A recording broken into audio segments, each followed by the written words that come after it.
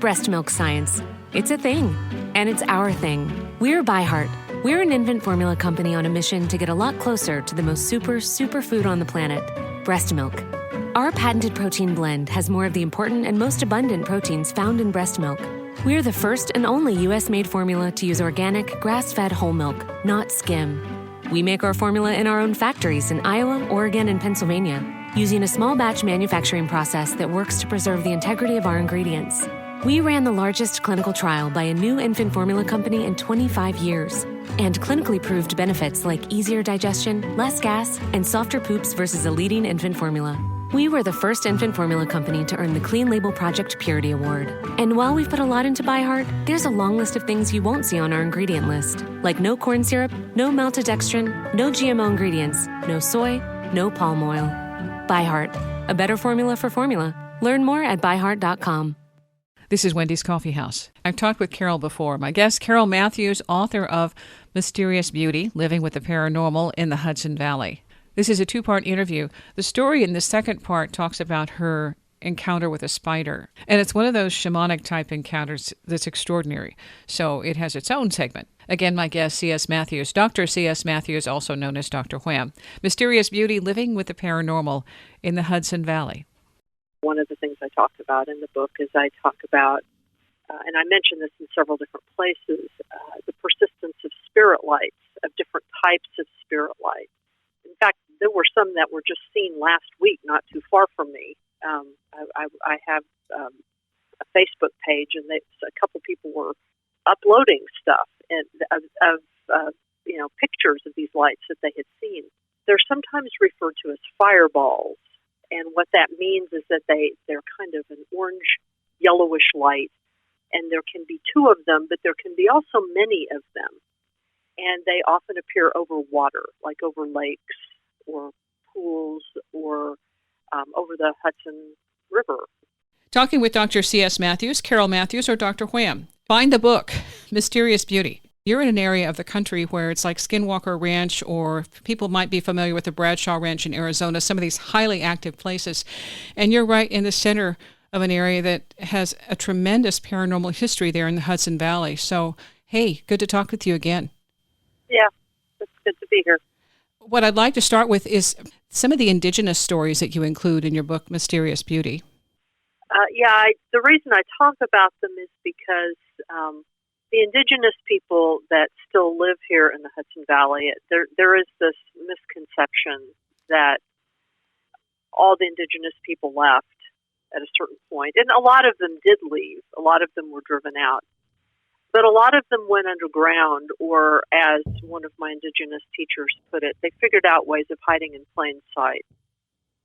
And one of the ways in which they did that was to adopt Dutch-sounding names. I mean, if you carefully look at them and do the history of them, they're not really Dutch. They're just Dutch-sounding, or German-sounding names or English-sounding names. And they took up certain trades so that, for example, among the Mohawk, there are several clans of Mohawk that are known specifically for steel building. And for working in stone, and in fact, there was a team of them that worked on both the Empire State Building and on the original trade towers. And then there's a whole bunch of Mohican families up north, just north of me, that specialize in automobile repair, and that's how they pass. So, but they maintain a lot of their traditions. And they just sort of do it secretly. And so part of the reason I wanted to have these stories in the book is as an indicator that there are various of these traditions that for white people or Westerners, colonial settlers, we would think of now as paranormal, but from the indigenous perspective, these are not paranormal experiences. It doesn't mean that they're not unusual sometimes to them, but some of the beings they talk about, or some of the experiences they talk about most frequently, are not considered to be abnormal. When we say paranormal, that sort of implies that that these things are acting outside of a normal sphere. And for Indigenous people, if it occurs in nature, then it's not unnatural. It's just a matter of whether or not we're accustomed to it or not, or what it might mean, what our relationship with it is going to be. So, for example, one of the things I talked about in the book is I talk about, and I mention this in several different places, the persistence of spirit lights, of different types of spirit lights. In fact, there were some that were just seen last week, not too far from me. I have a Facebook page, and a couple people were uploading stuff of pictures of these lights that they had seen. They're sometimes referred to as fireballs, and what that means is that they're kind of an orange, yellowish light, and there can be two of them, but there can be also many of them. And they often appear over water, like over lakes or pools or over the Hudson River. I actually myself have seen a couple of these over the Hudson River several years ago. But they're not drones. They don't make any noise. They're silent. Sometimes they move in a coordinated way. And sometimes they seem to, I don't know how else to put this, sort of play. They just sort of, they look like balls of light, and they're kind of sparkly, iridescent. They can be various sizes, and they just sort of flit around. And they're also quite common coming off of Overlook Mountain. I talk about this, Overlook Mountain, which is the mountain that is sort of, it's the backdrop to Woodstock, the town of Woodstock. If you drive from the south to Woodstock to the north and enter Woodstock that way, it'll look like there's this big mountain behind Woodstock. It's very frequent that people talk about these lights kind of lifting up out from the mountain and floating around and coming down and moving around. And they're too big to be insects because you can see them from a distance. And I remember I was talking to one of my Indigenous teachers at one point, and I was asking him about those, and he said, "Oh, those are the spirit lights. Those are the spirit shield lights. They're like guardian lights." So, it's just ongoing. In terms of some of the other types of beings, the most common stories I've heard are stories about the little people. And although here I have to, I don't know if you can hear this, I have to officially knock on wood when I talk about the little people. I hear the wood, yes. Yeah, you're really not supposed to talk about the little people except at certain times of the year. We're getting into that time of the year. You're only supposed to talk about the little people during the winter. And otherwise, they're out and about. If you talk about them during the summer, what I've been told is they're out and about, and they will hear themselves being talked about, and they will become interested and come in your house because they want to hear what you have to say about them.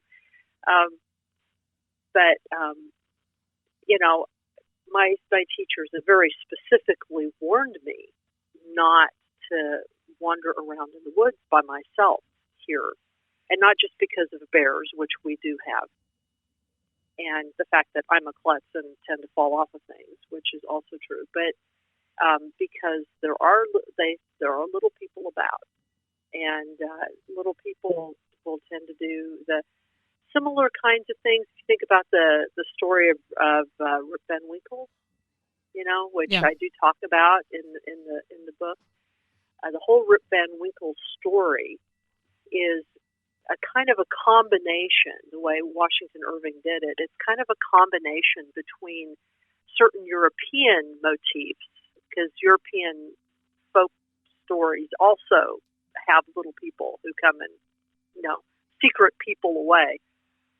but it's sort of like a combination story between certain European motifs and certain things that he had heard from indigenous storytellers. So it's sort of a combination story of those things, and you get a lot of the same kinds of effects. You know, the time runs differently, and the little people are kind of tricksters. Now around here, the little people aren't known, at least according to the lore I've heard. The little people around here are mostly fairly secretive because the valley's been built up a lot, you know, so there's not a lot of places for them to hang out. So they tend to be secretive, and but they also tend not to appreciate people looking for them very much. They're not overly fond of people anymore, for obvious reasons. Yeah. You know, and then another being that I talk about connected to this area specifically. I mean, I talk about a few types of beings that are not only connected to the Hudson Valley, but to surrounding environs like up in the Adirondacks. Because, you know, geographically, even though we kind of demarcate these places, in fact, you know, it's kind of a continuum between these different environments. But the other being that I talk about at some length in the book is a being that was referred to as Masinkwe, who is probably, at least among the Muncie people that lived right where I live, was one of the most important beings. And he was understood to be a guardian of the forest. And he had some characteristics that would not be dissimilar to a Bigfoot, although he varied in size, you know, so it depended. Like for the Wappingers, who are on the east side of the river and more south, moving more towards where New York City is now, they describe Masinkwe as being kind of short and hairy, whereas up where I live, he was more of the size of like a standing erect bear would be. So he was larger. But he was associated with the Harvest Festival, or what was called the Great House Ceremony, which occurred every fall. It was an ancestral ceremony and a harvest ceremony, kind of all wrapped together. If you can kind of think about like harvest festivals and Halloween, sort of all wrapped together. And it lasted for 12 days, and all of the clans from the area, from surrounding villages, would get together in this really large Synchronistic, or that's what they called the really large structure they would build for this. And they would use it as an opportunity to reflect about the year, to settle feuds, and to share, clan by clan, share their dreams and visions and prophecies of the future. And so it was a time for everybody to kind of gather together before winter. And then as part of this, they would call Masinkwe and reestablish a relationship with him. And it was said that he would appear. And it wasn't an impersonator. I mean, there were impersonators, you know, people who would don his mask, which was a mask that was made out of the bark or the wood of a living tree and then painted half black and half red. So there was a mask associated with him, but the mask was mostly used to decorate the Synchronistic. And so, you know, there have been some indigenous people here who have speculated that some of what people are seeing when they see Bigfoot, that it might be an expression of Masinkwe trying to connect with people and warn them about our really crappy relationship with the forest, you know, stuff like that. So, you know, I talk about those things because they sort of represent a continuum of experience, because people through the years, as I talk about it in the various chapters, people through the years have continued to see some of these things that are reported pre-settler, although described in, you know, they're described in similar ways, but the significance of them is different, you know. And I do that in order to indicate how incredibly ancient a lot of these accounts or experiences are. And then you have, various European layers to this that add to the lore, that add to different types of experience.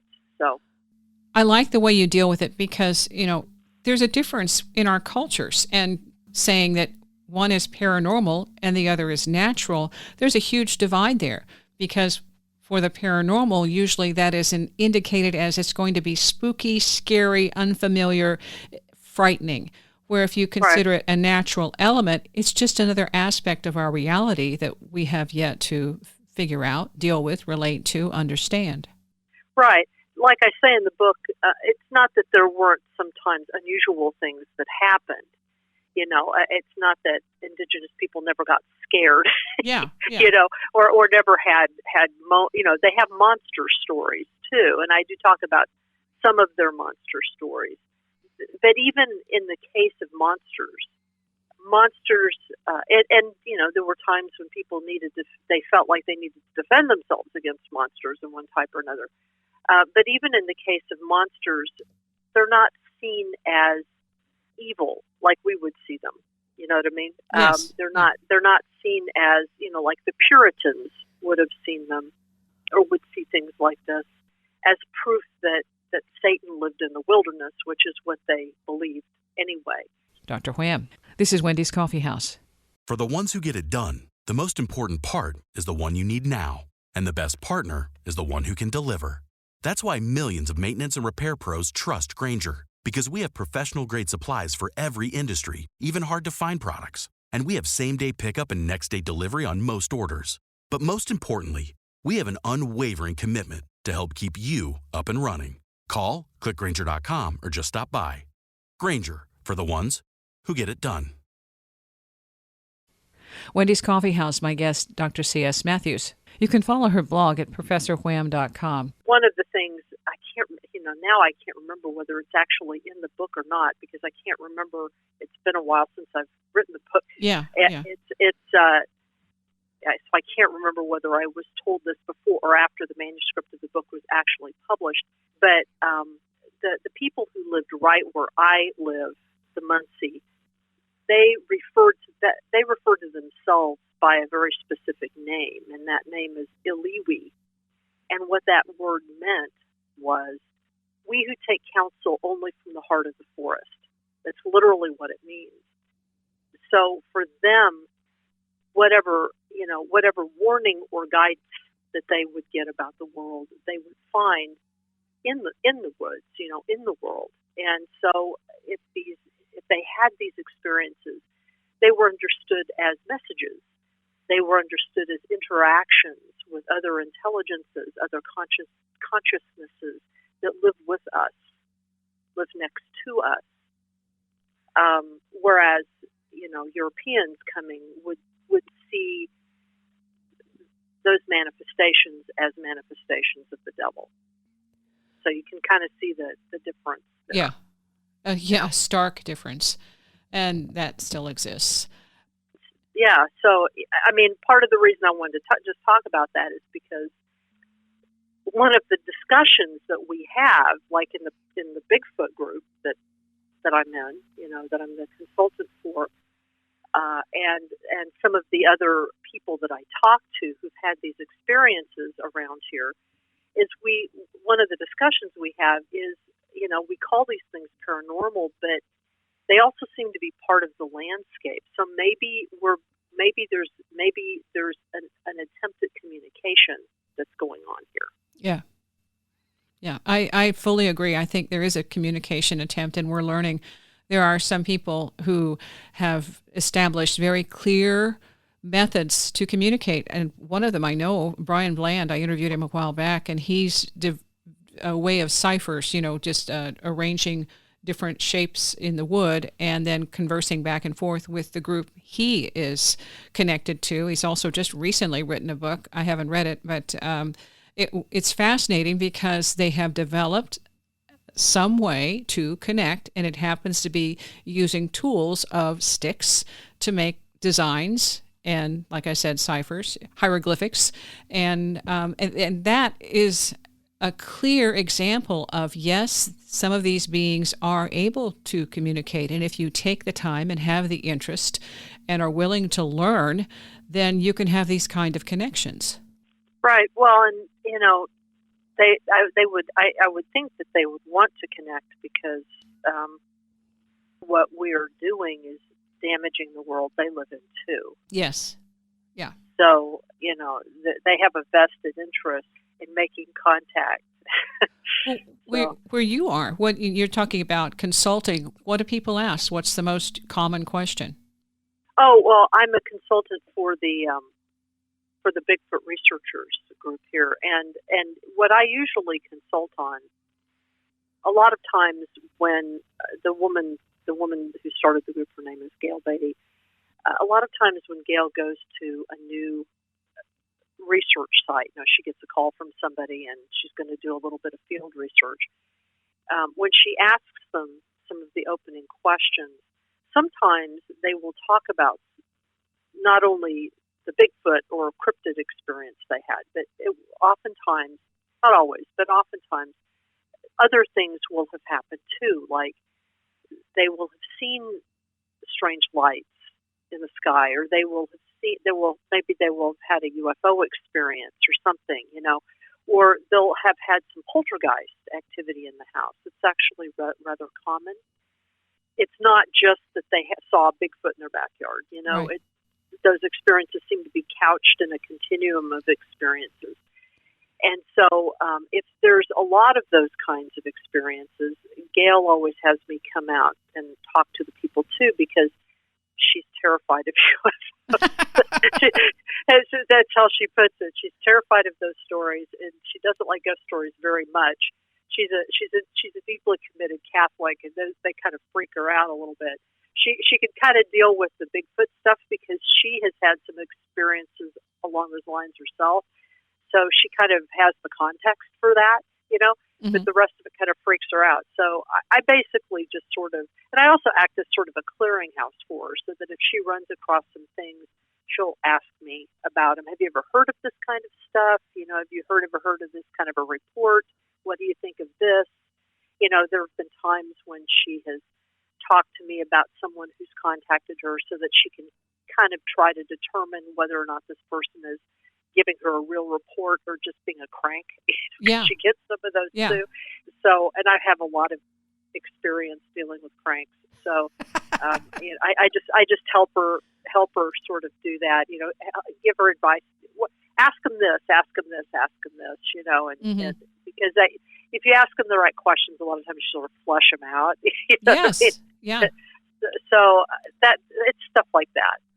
It's not like paid consulting work. It's just, it's more like just conversation about weird stuff so that she can kind of figure out. She does more of the field research than I do. So she can kind of figure out like the next steps. I remember trying to tell about my UFO activity, and it includes paranormal activity, but there's a significant factor that not everybody mentions. And, because I mention it now, somebody else might say it, but there is something that the researchers know, and it has to do with barometric pressure shift. There will be, right. Some people call it ozone. I didn't have that language. I just said, like, you're standing at the top of a mountain and the air is thin.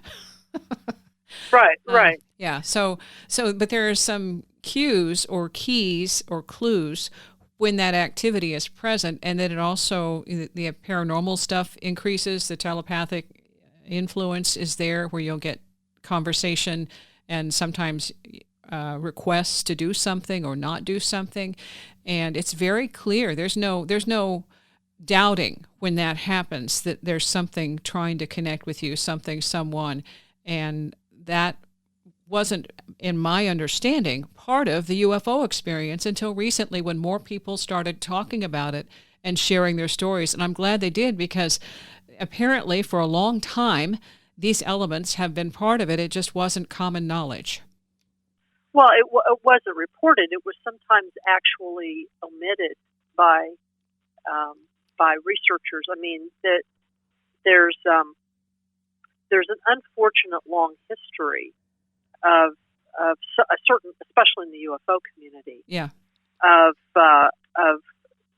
certain types of reports just simply being, or certain elements of certain types of reports just sort of being edited out And dismissed. and dismissed. Yeah. Yeah. I mean, I can even name you some of the investigators who are responsible for this. Yes. But I'm not, you know, Quite a long list. But, yeah, right. But and part of it originally was, I think, because there was this sense among some investigators that when they were thinking about some of the contactees, like in the 50s, and they would make these grandiose claims about stuff, and it turned out that some of them were cranks and some of them were actually relatively serious in terms of what they were trying to convey. But I think that there was this sense, especially in the late 60s and early 70s, after the publication of the Betty and Barney Hill abductee case. So I think there was this sense, especially among those UFO investigators who were, of the quote unquote nuts and bolts school, that if you had stuff like that scientists wouldn't take it seriously. That's right. Because they would just see it as, just more weird, a proof of some kind of psychological imbalance. Yeah. Well, scientists, at least publicly, scientists aren't going to take you seriously, whether if you're a UFO investigator, whether you're recording these things or not. So, it's sort of a moot point. But if you go back to investigators like Jacques Vallée or John Keel, they've been including this kind of information in their data collection forever. Which is great. It's just part of the framework. And if you overlook that, you don't have anything to compare when later on these things become a lot more prevalent, as they are now, and have a context for it and say, okay, this is more than just a hallucination. And not only that, it's being repeated multiple times across different on the planet, on different continents, in different societies, with different ethnicities, the whole 9 yards. So this isn't what they would used to call a collective hallucination. Yeah, part of what some of the work that I've been doing lately is like on my website and stuff. I've been very carefully going through the last publication that Jacques Vallée has done with Paola Leopizza about the Trinity, what's called the San Antonio UFO quote unquote crash case, which is an account of a crashed UFO, which was reported in 1945, like almost 2 years exactly before Roswell or any of that stuff happened. And the story behind it, the account of the crash itself is actually not that interesting. What's interesting is the context of the story and who tells the story and where it comes from. And I mention it now because there's an important element of indigenous story here too. Part of the reason why the story didn't come out until much later, or was regarded as important until much later, was because the principals who witnessed the event were of Latino, indigenous background, and they were poor, and they were right in the fallout area, the major fallout area of the Trinity test. They were only 15 miles from the Trinity test. Oh, yeah. And their area suffered a lot of the initial fallout, and nobody there was told that this was happening. So all of these things are kind of connected. But what's really fascinating is that the principal witnesses were at the time when they witnessed this were little boys, like ages 7 and 9. And they saw this weird thing happen, and this craft crash, apparently. They didn't actually see it crash. They saw the results of it crashed, and they were hiding behind rocks in an REO out of, trying to watch what was going on. And they saw these beings come out of it, or not really out of the whatever it was that crashed, because they said it looked like an avocado, which is just fascinating. But that the beings were, they were insectozoid. They looked like praying mantises, and they were uttering these cries of distress. And what was interesting about the little boys is that, according to both of them, these cries of distress so affected them that when they were recounting it years later, decades later, it still really upset them, these cries of distress. Even though nobody seemed to be injured, really, that they could see. And they felt like there were images or ideas being put into their minds just by watching what was going on. And what's fascinating about the story is that nobody else reports the beings. There was an army detachment that was sent to clean up the mess. They know that. Some very strange things have happened to the site since. Obvious attempts to initially at least cover some stuff up, and then there's been just further development on the land since then. But then when you find out the history of the land was a Apache ceremonial site. It's very, very close to a number of important pueblos, and very close to an area that was involved in the Pueblo Revolt back in the 1600s. I mean, it's like the whole, when you actually hear the context of it, like from a spiritual perspective, you're just like, something happened here. And it was obviously connected to the Trinity test, because it occurred like exactly a week, or no, maybe exactly 10 days after Nagasaki was bombed. And then, so there were 3 bombs that were used, and it occurred almost exactly to the day that one of the most important geopolitical events in Northern America occurred, the Great Pueblo Revolt of 1680, in which all of the Pueblo people in the south, in what is now New Mexico and Arizona, all of them rose up at one time in a 3-day period and drove every single Spaniard off the continent for 12 years. Wow. And a lot of people don't even know that story. No, huh? And so there's a lot of weird coincidences and synchronicities with this account. And so I've been thinking about that a lot. I've written like 3 blog posts about it because of how significant I think this story might actually be.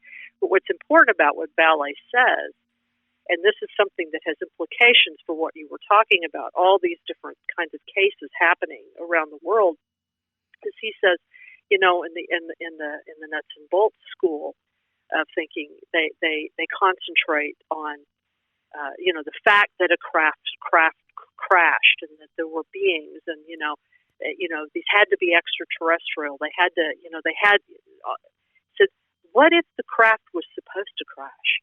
What if the crash was the message? What if this is actually an attempt to communicate something symbolically? When you think about that, it's like, and he pulls up a bunch of other cases from around the world where similar kinds of things, not exactly the same, but there are some interesting similarities in terms of dynamics that occur. He talks about an important case in Valensole, France, which is a very well attested case that was actually investigated by the French military. No one doubts that something happened there. It left physical traces. The farmer, he was a lavender farmer. He had some kind of interaction with somebody there. Mm-hmm. But he also had very incredibly spiritual experiences with what was happening. And one of the interesting things that comes up in all these stories is this idea of secrecy. And part of secrecy, just kind of like the indigenous people here where I live had to become very secretive in how they lived in order to maintain certain of their relationships with each other and with history and with the land and with the beings here. There's this idea that you maintain secrets not only for the sake of privacy, but you maintain secrets because some things are just for you alone. Yeah. If you have a spiritual experience, that's your vision. That's your relationship with whatever that is. And you're really, in most spiritual systems, you're really not supposed to talk about it that much. You know what I mean? You're supposed to live it. You live it. You don't talk about it. So, for people who are listening to this and haven't read the latest book by Jacques Vallée, which is called Trinity, The Best Kept Secret, I'd recommend it because it brings those questions up within the context of a UFO investigation. C.S. Matthews, Dr. C.S. Matthews, also known as Dr. Wham. The website, ProfessorWham.com. She also has a blog. Some of the recent titles, Prisoners of Our Own Device, Contact with Colliding Worlds, multiple parts on that one, and A Tale of Two Stalkers. Again, this is a two-part interview. The story in the second part talks about her encounter with a spider that's extraordinary. Links are in the description for the show, and my blog is Talking to Nightlights on WordPress. I'm Wendy Garrett. Thanks for listening.